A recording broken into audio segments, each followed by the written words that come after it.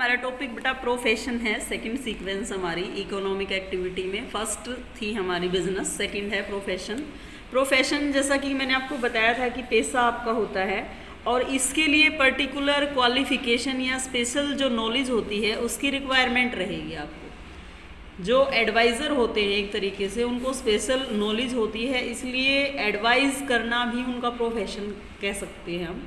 जैसे एक वकील जो होता है वो एडवाइस आपको वकालत से संबंधित देता है, लॉ से रिलेटेड जितनी भी आपको एडवाइस देता है वो इसीलिए दे पाता है क्योंकि उसको पर्टिकुलर फील्ड में उसकी क्वालिफिकेशन होती है। इसके बाद प्रोफेशन की अगर कैरेक्टरिस्टिक्स की बात करें तो कैरेक्टरिस्टिक्स उसमें होती है, फर्स्ट आपका वही स्पेशल नॉलेज की रिक्वायरमेंट इसमें रहती है। दूसरा ये एक्सपीरियंस और ट्रेनिंग बेस्ड होती है। जितना आप एक्सपीरियंस बेस्ड रहेंगे, जितना आप ट्रेनिंग करते रहेंगे उसके अकॉर्डिंग ही आपकी नॉलेज इसमें गेन होती चली जाएगी, इंक्रीज होती चली जाएगी। उसके बाद आपका इसमें ये जो वकालत आपकी करते हैं आप, ये प्रोफेशनल एसोसिएशन से रिलेटेड होती है। इसमें क्या रहता है आपका कि पर्टिकुलर कोई जैसे कोर्स आप करते हैं तो ये किसी लॉ के अकॉर्डिंग होता है। जैसे आप मेडिकल अगर आप करते हैं तो ये आपका मेडिकल काउंसिल जो इंडिया होता है उसके अकॉर्डिंग करते हैं। इसी तरीके से वकालत जो की जाती है आपकी बार काउंसिल ऑफ इंडिया के माध्यम से करते हैं। और इसी तरीके से सीए का भी होता है, चार्टेड अकाउंटेंट आपका, वो भी आपका किसी पर्टिकुलर फील्ड के अकॉर्डिंग होता है। उसके बाद कोड ऑफ कंडक्ट का मतलब यहाँ आचार संहिता से रिलेटेड होता है। आचार संहिता का मतलब क्या होता है कि आप अपने काम के प्रति कितने ईमानदार हैं। ठीक है, आपको स्टार्टिंग में जब आप सर्विस ज्वाइन करते हैं तो आपको ये बताया जाता है कि आप अपनी जो सेवाएं हैं उनके प्रति आपको होनेस्टी और आपको मोरालिटी रखनी पड़ती है, नैतिकता रखनी पड़ती है। ठीक है, उसके बाद आपकी जो सर्विसेज है वो इकोनॉमिक एक्टिविटी में कंसिडर की जाती है, वो मैंने आपको बताया था, क्योंकि आप इसके बदले फ़ीस लेते हैं। जैसे ही आप एडवाइस देते हैं उसके बदले आप फ़ीस लेते हैं, इसलिए आपको क्या करना पड़ता है, ये इकोनॉमिक्स एक्टिविटी में काउंट होती हैं। नेक्स्ट आपका आता है एम्प्लॉयमेंट भी इकोनॉमिक्स एक्टिविटी की थर्ड जो सीक्वेंस है।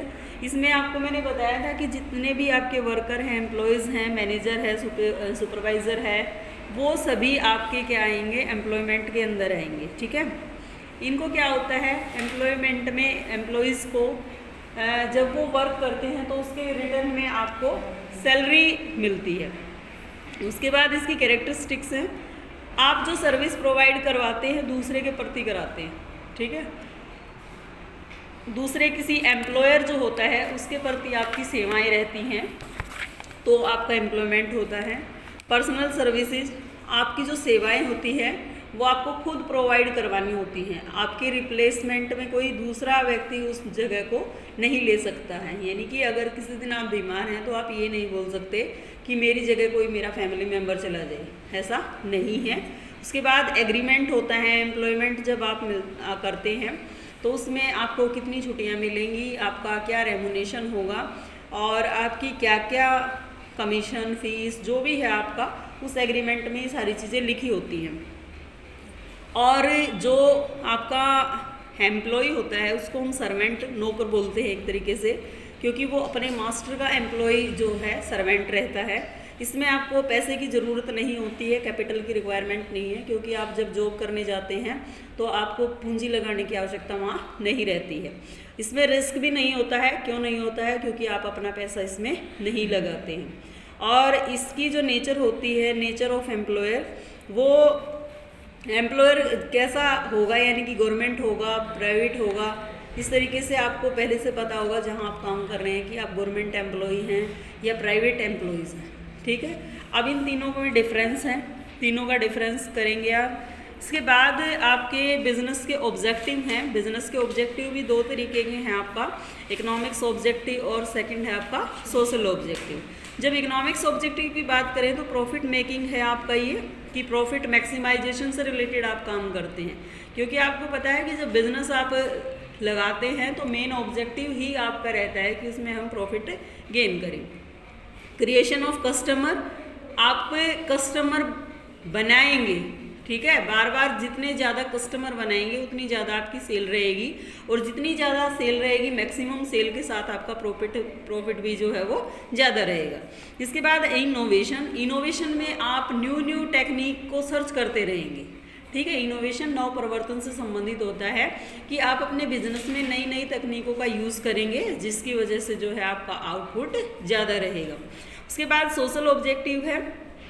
सोशल ऑब्जेक्टिव में आप कस्टमर को अच्छी क्वालिटी देंगे, ठीक है, और जैसी वो डिमांड करेंगे उस डिमांड के आधार पर उनका डिस्ट्रीब्यूशन करेंगे।